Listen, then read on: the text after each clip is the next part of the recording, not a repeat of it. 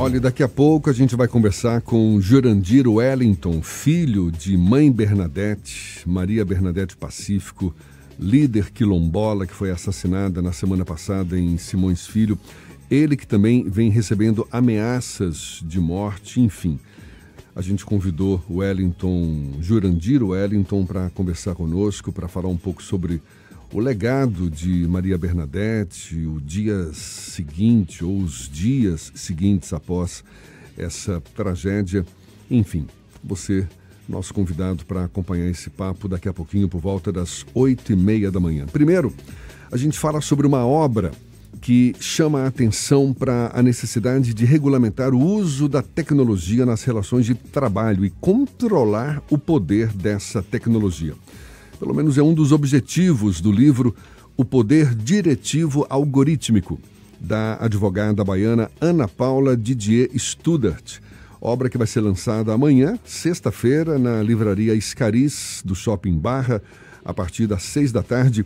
A autora do livro, a advogada, professora e escritora Ana Paula Didier Studart, está conosco. É com ela que a gente conversa agora. Muito obrigado por aceitar nosso convite. Seja bem-vinda, Ana Paula. Bom dia. Bom dia, Jefferson. Bom dia a todos. Eu que agradeço o convite. É um prazer estar aqui com vocês hoje.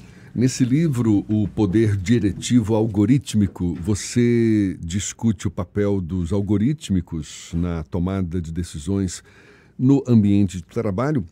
Quais os impactos mais preocupantes que você identificou na relação exatamente entre trabalhadores e esses algorítmicos, Ana Paula? Uma ótima pergunta, Jefferson. A gente está atualmente inserido numa revolução digital que esses algoritmos controlam todos os nossos atos, nossos passos. E nas relações de trabalho isso não é diferente. Eles chegaram nas relações de trabalho e estão agora fiscalizando, comandando, punindo, inclusive, dispensando esses empregados. Então, a gente precisa analisar essa situação nova, que não tem uma regulamentação ainda legal, não tem nenhum tipo de lei, nenhuma doutrina específica, nenhuma jurisprudência sobre isso, nenhuma decisão ainda do tribunal. Então, o desafio foi justamente tratar um assunto inédito, novo, que já é uma realidade e que a gente precisa pensar nos limites e no equilíbrio dessa utilização, sem querer, claro, crucificar ou desestimular o uso das tecnologias, que a gente sabe que é muito importante e traz aí uma qualidade de vida, uma otimização do tempo, uma eficácia também nos trabalhos, mas sabendo que elas precisam ter limites. E é fato que a gente vive hoje um mundo em que, agora com esse advento da inteligência artificial, os próprios algorítmicos, que de certa forma substituem as tarefas que antes eram realizadas por pessoas. Como é que você vê o futuro da empregabilidade, da segurança no trabalho? Quais, por exemplo, as medidas que você acredita que devem ser tomadas para garantir o bem-estar dos trabalhadores? Essa também é uma ótima pergunta, porque justamente o que eu quis tratar no livro é se os algoritmos eles podem ser os próprios chefes. Se no futuro nós vamos ser realmente comandados por máquinas, por sistemas, e eles podem substituir os chefes. Eles têm potenciais para isso. A gente sabe que o potencial existe, mas a gente precisa realmente ponderar se realmente isso é válido, se isso vai acontecer na prática. Eu particularmente defendo que os algoritmos precisam estar à disposição do empregador como uma ferramenta de gestão, não sendo os próprios chefes, Os chefes precisam ser os humanos, precisa ter uma supervisão humana. Então, essa preocupação da empregabilidade, a preocupação também com questões éticas, com questões morais, a gente precisa ter um equilíbrio nessa utilização dessas tecnologias, é algo que realmente a gente precisa discutir enquanto sociedade, não só no âmbito do direito, não só nas questões jurídicas, mas também sociais, econômicas, políticas, pensar em novos cargos que vão surgir, porque a tecnologia faz isso, exclui outros, termina alguns cargos, mas fazem surgir outros, Então, a gente precisa ter esse diálogo aí multidisciplinar, para pensar em novos cargos, em questões de atualizações também, das pessoas poderem ter novas oportunidades, novas chances de reinserção no mercado, para quem vai perder os cargos, e também para os novos que vão surgir, serem divulgados, serem feitos de uma forma ética, de uma forma equilibrada, pensando aí em valores morais, e pensando principalmente na segurança dos empregados e também dos empregadores que vão utilizar essas ferramentas de gestão. E você percebe já uma discussão em curso? Porque você, lançando esse livro, por exemplo, certamente bota lenha na fogueira.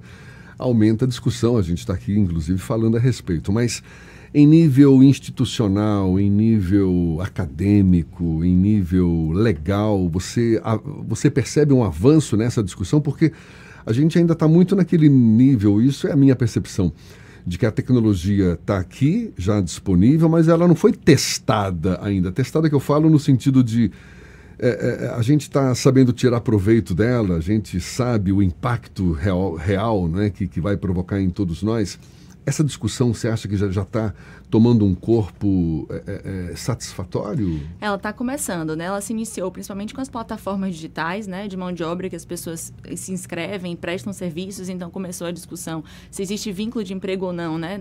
Nos entregadores, por exemplo, que utilizam plataformas digitais, se tem vínculo de emprego, se eles são empregados ou não. Então a doutrina, a área do direito começou a discutir nesse sentido, e aí surgiu inclusive o termo subordinação algorítmica, que é quando o trabalhador está subordinado a um algoritmo, então por isso existiria ou não um vínculo, tem toda uma discussão, mas a minha proposta é discutir algo que vai além, né? Porque a presença dos algoritmos já é uma realidade na nossa vida como um todo, como eu falei, né? Então desde uma plataforma de filmes que a gente assiste e que a gente acaba sendo induzido, até as notícias que a gente já acessa e que já vão sendo direcionadas de acordo com o que a gente pensa, com o que a gente gosta, com o que a gente dá um like, né? Na nossa vida, nas nossas relações do dia a dia, isso já acontece, e nas relações de trabalho eles também chegaram. A gente não pode fechar os olhos, né, e fingir que não está acontecendo. Então, desde admissões, recrutamentos, seleções, atualmente a gente consegue ver isso de forma completamente automatizada, sem a presença de um ser humano. Então, fiscalizações, punições, dispensas, até o processo pós-contratual, né, quando o empregado ele é desligado e para ser reinserido no mercado de trabalho passa por um processo totalmente automatizado também. Então, são questões que já existem e que a gente precisa realmente discutir. Então, eu trago essa proposta, é uma discussão realmente inédita, é um assunto inédito, mas que a gente já começa a perceber preocupações nos próprios processos trabalhistas, né, nas discussões, né, dos especialistas, porque já é uma realidade. A gente não pode, né, deixar passar despercebido. Como eu digo, saber utilizar a tecnologia, sabendo que ela está a serviço do homem, né, e não ao contrário. Exatamente. Ana Paula, Ernesto Marques está acompanhando esse nosso papo, está de forma remota, quer fazer uma pergunta para você também. Ernesto. Bom dia, professora. A senhora coloca aí a tecnologia, de fato, é uma coisa inexorável nas nossas vidas, já fez um estrago aí no mercado de trabalho, nas relações de trabalho com o chamado emprecariado, alguns chamam de emprecariado, o trabalhador precarizado, que acha que é um empresário, que é dono do próprio negócio, mas não ganha tanto quanto o empresário, nem tem mais as coberturas, as garantias que um trabalhador teria, como previdência, auxílio-doença, etc. Fica descoberto quando tem um acidente, um entregador de moto, de bicicleta, etc., né? Agora, a senhora falou aí também sobre o que os estudiosos chamam de coleta de dados. Então, eu lhe pergunto, há na Justiça do Trabalho um espaço para se discutir o impacto dessas tecnologias, por mais que isso ainda seja recente, ainda esteja criando jurisprudências a respeito, mas nesse sentido de que essas tecnologias coletam dados sobre cada movimento que a gente faz, inclusive nos ambientes de trabalho, são usadas para fiscalizar, eventualmente para punir, como a senhora fala, mas num plano mais elevado, assim, das grandes empresas, as chamadas Big Techs, por exemplo, que se servem e são movidas exatamente por algoritmos, né? Os chats de inteligência artificial, e o que mais se fala agora, o chat GPT, mas já estão chegando outros, ao mesmo tempo que nos servem, né, com as possibilidades que nos oferecem, mas também estão aprendendo com a gente. E a gente paga para ensinar esse chat que depois, a senhora está dizendo, ele corre o risco de haver uma relação de subordinação, inclusive. Tem alguma defesa no plano jurídico para isso? De que maneira a sociedade pode se defender? Porque são bem poucas empresas, nós estamos falando da humanidade. Tem alguma possibilidade de mediação ou a gente tem mesmo que aceitar uma coisa que não tem como a gente se opor? Bom dia, Ernesto. Muito obrigada aí pela pergunta, pela participação. Com certeza, temos como nos defender e isso é uma preocupação até do legislador, né? Enquanto o ordenamento jurídico brasileiro, a própria Lei Geral de Proteção de Dados vem trazer essa previsão, né, de proteger o titular de dados nessa relação de situações que estão automatizadas, né? Então, a gente tem como exercer os nossos direitos, sim, até buscando explicações, buscando tentando entender como aquela conclusão foi tomada, mas é claro que nós estamos falando de algo muito novo, então a gente precisa justamente fomentar essa discussão e, como eu disse, envolver aí diferentes agentes da sociedade. A gente não pode fechar essa discussão apenas para o âmbito jurídico, né, para o aspecto legal, que é fundamental, claro, ainda mais eu, advogada, falando, lógico que eu vou dizer que é muito importante, porque realmente é, mas a gente precisa pensar também em outras questões sociais, inclusive de explicar como essas tecnologias funcionam, conscientizar as pessoas, né, sobre a importância e os perigos também, os riscos que existem da utilização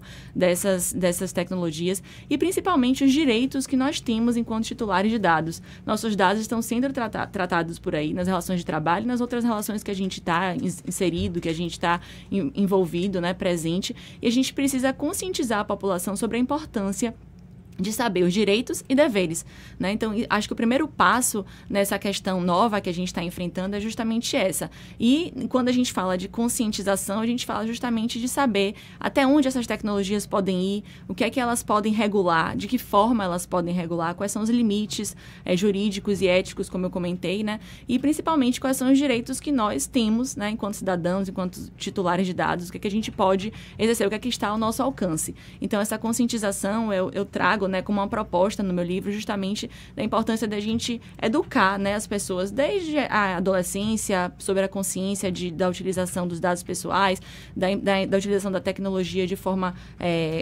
realmente empoderada, né? Sabendo o que é que está ali acontecendo, o que é que está acontecendo com os seus próprios dados. E isso acaba, com certeza, chegando até as relações de trabalho. A gente tem dois grandes desafios nesse contexto, né? Um que é saber lidar com essas tecnologias, tirar proveito delas, não deixar que as pessoas sejam escravas dessa tecnologia. Isso tem muito a ver com a conscientização, a educação, não é? Enfim, e contar com sistemas jurídicos ao redor do mundo que sejam adaptados e nos protejam enquanto trabalhadores, enquanto nós, detentores de direitos trabalhistas, não é verdade?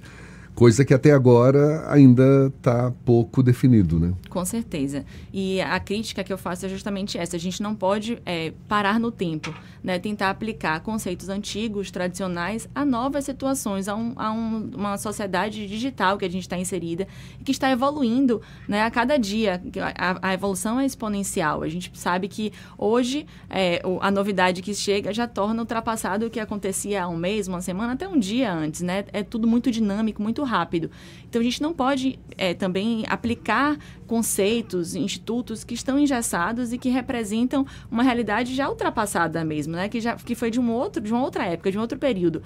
A gente não pode fechar os olhos, né? Tapar o sol com a peneira, fingir que essa situação não existe, mas também aplicar conceitos já que não acompanham essa evolução também não é o ideal. Então, por isso essa discussão é tão importante, né? Por isso que eu proponho justamente essa análise multidisciplinar, para que a gente consiga chegar a novas interpretações, trazendo, claro, segurança, né? A proteção para o empregado necessária e também a segurança jurídica para o empreendedor, para o empresário que quer utilizar essas ferramentas e que bom que querem, porque a gente precisa realmente evoluir, né? E buscar essa qualidade de vida que a tecnologia traz, essa otimização, essa produtividade, mas sempre de forma consciente, né? Sempre buscando também proteger todos os envolvidos nessa situação. Você chama de poder direcional algorítmico, não é esse conceito que se relaciona com a dinâmica de poder no local de trabalho, impactando a vida das pessoas, uma vez que se subverteu tudo aí, né? O poder diretivo algorítmico é esse poder diretivo que o empregador tem de gerir, de dirigir, né, a sua empresa, os seus empregadores,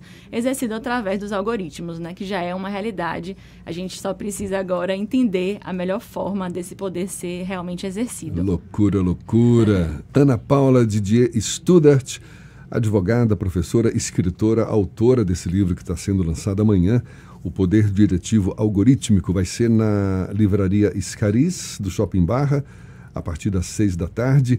Aproveite, por favor, nossa audiência e convide o público aí para prestigiar o lançamento. Fique à vontade. Com certeza, estão todos convidados, conto com vocês. Espero amanhã, às 18 horas, na livraria Scariz. Agradeço mais uma vez o convite. Foi um prazer estar aqui com vocês e agradeço desde já também a presença de todos amanhã. Maravilha, parabéns pela obra. Muito obrigado também, Ana Paula Didier Studart.